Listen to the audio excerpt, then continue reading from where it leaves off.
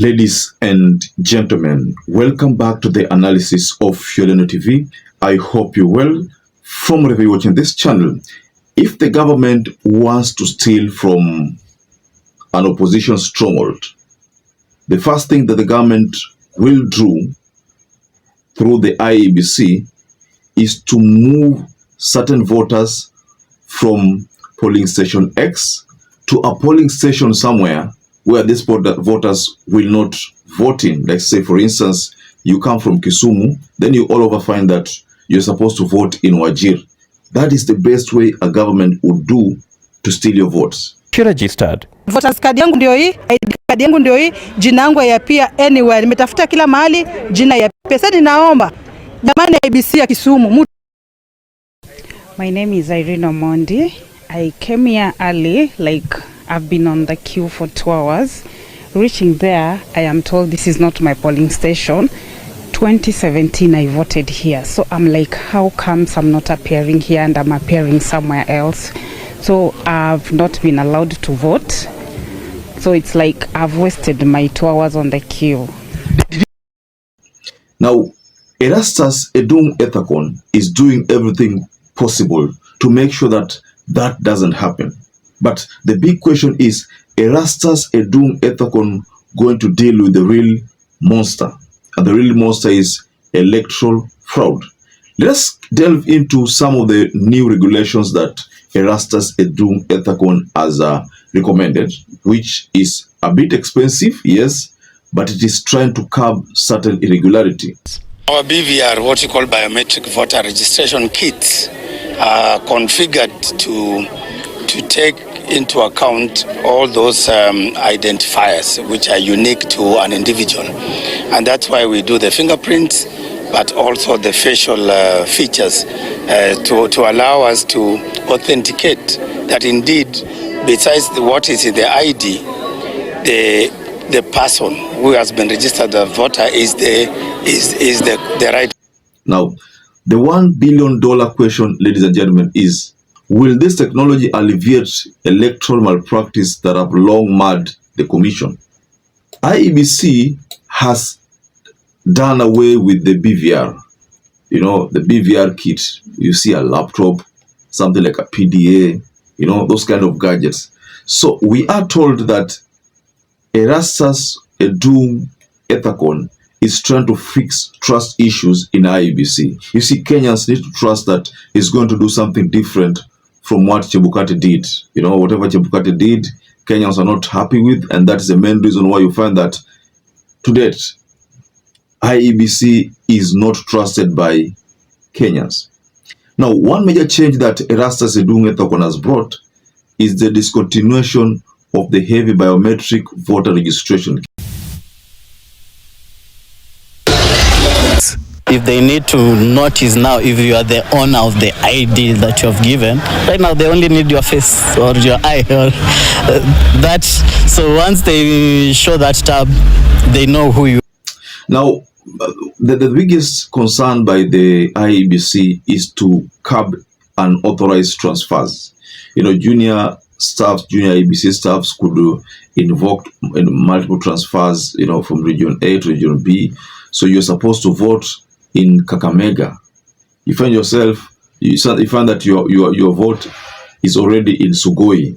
So of course you know that in Kakamega probably the people there will not vote for this man from Sugoi, but then the people in Sugoi will vote for their person. So because someone from Kakamega is according to analysis that you're not going to vote for the incumbent, then you find that your details are transferred to a region where you will not vote. The reason we capture the iris is because of the uniqueness of a person's iris, as well as how long it remains undistorted. Unlike the fingerprints, which depending on the work that you do, may change over time. So all these are just trying to make sure that votes in a particular region zinapungua. So those were some of the concerns by majority of Kenyans. Now, these are some of the things which IEBC, ERASTUS Edung Ethacon is trying to deal with.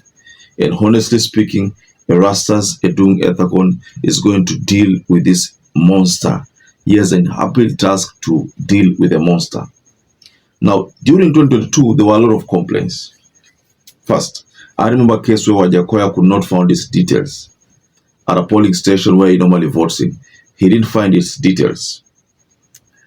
I remember there was a case where even, I think, is it Raila? But there's a case where a certain very senior person within ODM's ranks could not also find his details at a polling station where he normally votes in. My friend, someone I know, also had a similar problem, because when he went to vote, he found that his details were not there. The details had already been transferred. You're told that you're supposed to vote in maybe Washingishu. So the big question is, who transferred? Who ordered the transfer? So those are some of the things which Erastus Edunga Thokon is trying to deal with. And the only way out, according to them, is to eradicate the use of BVR. So now they're introducing something that is lighter, like an iPad, like a tablet, very light, can fit in a handbag, something that can multitask. You can actually use all those things to conduct your search on a person.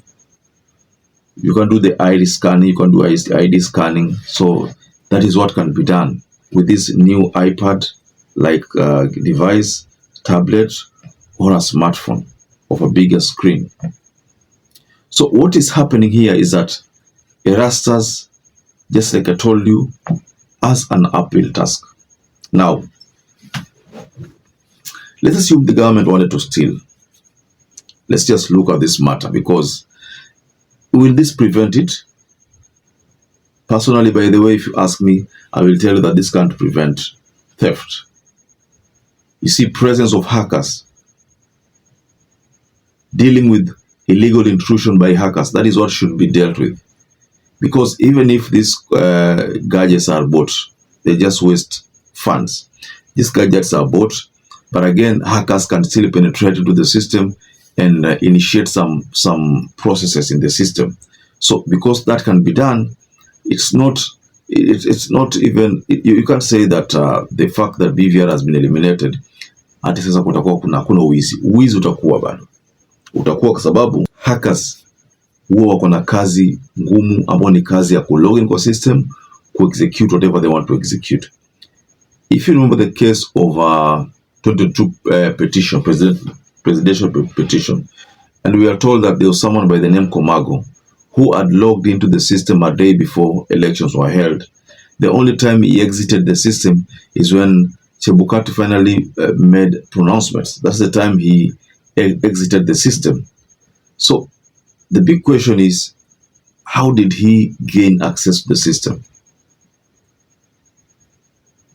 That's a big question to answer, ladies and gentlemen. Now, just go below in the comment section and tell us what you think about this latest move by IEBC. Do you think IEBC is solving the problem?